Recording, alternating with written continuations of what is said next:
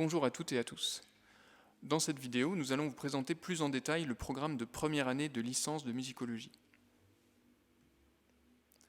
Les emplois du temps sont disponibles sur la page publique de l'UFR de musicologie et sur la page de l'UFR de musicologie de l'ENT. Notez bien que la semaine de la rentrée est la 38e semaine de l'année, soit une semaine paire.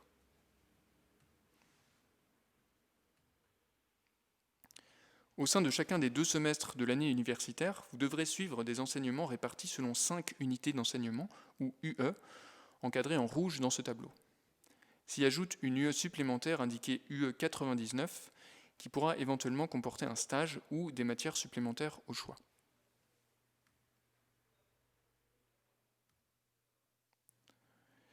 À chacune de ces UE correspond un nombre précis de crédits ECTS qui indique le coefficient de l'UE correspondance. Ces nombres d'ECTS sont encadrés ici en vert. Puis, chacune des UE comporte à son tour un certain nombre d'enseignements obligatoires ou optionnels, encadrés en bleu dans ce tableau. L'UE 1, par exemple, qui réunit les enseignements fondamentaux de musique en contexte, comporte les cours d'histoire de la musique, de musique populaire actuelle, de sciences humaines et d'acoustique 1. Voici plus en détail le nombre d'heures dévolues à chacun de ces enseignements. Le cours d'introduction à l'histoire de la musique occupe 1h30 hebdomadaire sous forme de cours magistral, ou CM. Le cours de musique populaire actuelle, 2 heures hebdomadaires de CM. Les cours de sciences humaines et d'acoustique 1, 2 heures toutes les 2 semaines en alternance. Tous ces cours sont obligatoires. Au second semestre, le cours de domaine musicologique est un cours au choix. Au moment de votre inscription pédagogique, vous constaterez qu'une liste de cours vous est offerte, au sein de laquelle vous devez choisir un cours de 2 heures hebdomadaires selon votre intérêt pour les thématiques proposées. Voici la liste des cours proposés cette année au deuxième semestre, également reproduite dans votre emploi du temps téléchargeable en ligne. L'UE numéro 2 regroupe les enseignements d'écoute et pratique musicale, en particulier les cours de culture de l'écoute, clé d'écoute au premier semestre, pratique du clavier et pratique collective. Chacun de ces cours fonctionnant sous forme de travaux dirigés ou TD, les cours auront lieu en petits groupes avec des enseignants différents et à des horaires différents. Il est donc important de vous inscrire au plus vite si vous souhaitez bénéficier d'une place à l'horaire qui vous convient le mieux. Si un groupe est complet, aucune inscription n'y sera plus possible. Pour les cours de culture de l'écoute, j'attire votre attention sur l'existence d'un groupe de soutien assuré par Philippe Catté, encadré en rouge au bas du tableau. Si vous avez des difficultés dans les matières techniques, vous êtes vivement encouragé à rejoindre ce groupe qui vous offrira une formation plus intensive et pourra vous permettre de rattraper votre retard. En ce qui concerne les pratiques collectives, celles-ci sont obligatoires. Le fait que vous jouiez déjà dans un ensemble, un groupe ou un orchestre à l'extérieur de l'université ne vous dispense pas d'y participer. Voici la liste indicative des pratiques collectives ouvertes cette année. Un document plus complet sera prochainement disponible en ligne sur la page publique de l'UFR de musicologie. Nous vous invitons à le consulter pour connaître les horaires, salles et modalités de recrutement de chacun des ensembles.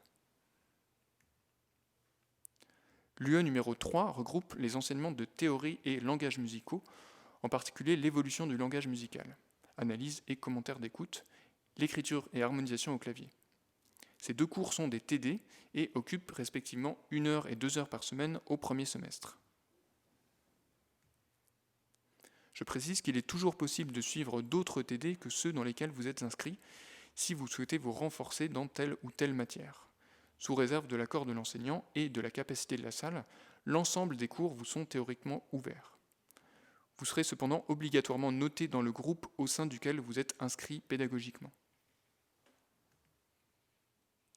L'UE numéro 4 regroupe les cours de langue vivante choisis dans l'offre de l'université proposée pour les non-spécialistes, ainsi que le cours de méthodologie. L'UE numéro 5 est validé par un cours au choix obligatoire. Vous pouvez par exemple choisir un cours de sport au sein de l'offre du SUAPS, participer au chœur et orchestre de Sorbonne Université, COSU, ou bien suivre 2 cours de domaine musicologique appliqués au choix dans la liste proposée à la diapositive suivante.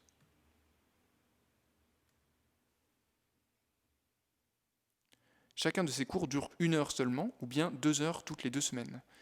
Il faut par conséquent en suivre 2 pour valider votre 5e UE. La liste des cours proposés cette année est également reproduite dans votre emploi du temps téléchargeable en ligne. Enfin, l'UE 99 est une UE facultative qui pourra intégrer un éventuel stage ou des cours supplémentaires au choix de domaine musicologique ou de domaine musicologique appliqué. Encore une fois, cette UE n'est pas obligatoire et vise seulement à vous permettre de valoriser des cours ou des stages suivis en supplément du programme. Enfin, quelques rappels généraux sur l'assiduité.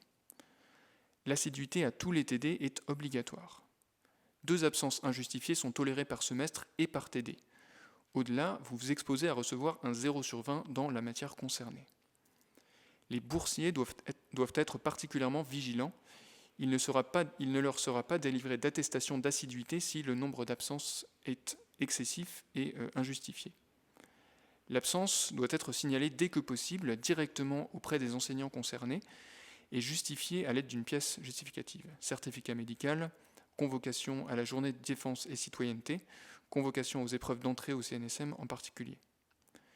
Une absence injustifiée à un devoir entraîne automatiquement la note de 0 à celui-ci.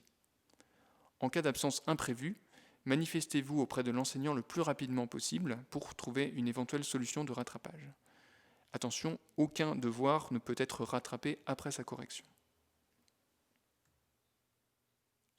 Les modalités d'évaluation au sein de chaque enseignement sont détaillées sur un document dédié, prochainement mis en ligne sur le site de l'UFR.